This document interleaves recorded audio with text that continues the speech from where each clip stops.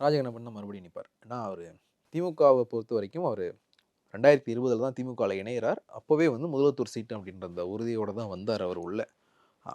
ஒரு சின்ன கன்ஃபியூஷன் ஒன்று போயிட்டு இருக்கு. ராஜகண்ணப்பன் மட்டும் இல்லாமல் அவருடைய மகன் திலீப்புமே வந்து எங்கேயாவது வாய்ப்பு கேட்பார் அப்படின்னு சொல்லிட்டு. பட் அது எங்கே அப்படின்ற மாதிரியான ஒரு கொஸ்டின் வந்து நிறைய இடங்களில் போய்கிட்டு இருக்கு. ஸோ ராஜகண்ணப்பன் தான் வந்து இங்கே மறுபடியும் போட்டியிடுவார் திமுக சார்பில். அப்படி இல்லை அவருடைய மகனுக்கு வேற எங்கேயாவது ஒரு சீட்டு வாங்குறாரு, ஒருவேளை திருவாடானையிலையோ சிவகங்கையில் ஏதாவது ஒரு தொகுதியிலோ ஒரு மகனுக்கு சீட்டு வாங்குறாரு அப்படின்னா இங்கே வேறு சிலருமே வந்து அந்த தொகுதியை வந்து ட்ரை பண்ணிருக்காங்க.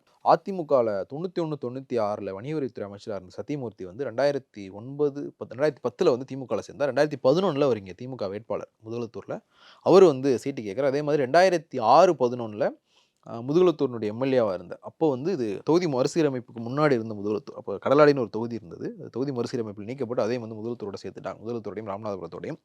அப்போ அப்போ முதுகுளத்தூர் தொகுதியில் எம்எல்ஏவாக இருந்த முருகவேல் வந்து வாய்ப்பு கேட்குறார். அதே மாதிரி பெருநாளி போஸ்ன்னு சொல்லிட்டு ஒருத்தர் இருக்கார் திமுகவில். அவருமே வந்து வாய்ப்பு கேட்குறார். அவர் வந்து 96 மதிமுகவில் இருந்து மதிமுகவில் சீட் கிடைக்குன்னு சுயேட்சையாக போட்டிட்டு முதலத்தூரில் 2ஆம் இடம் வந்தவர். அவருமே வந்து அவர் நீண்ட நாட்களாக வந்து சீட்டுக்கான ரேஸில் வந்து இருந்துக்கிட்டே இருக்கிறவர். ஸோ அவருமே வந்து வாய்ப்பு கேட்குறார்.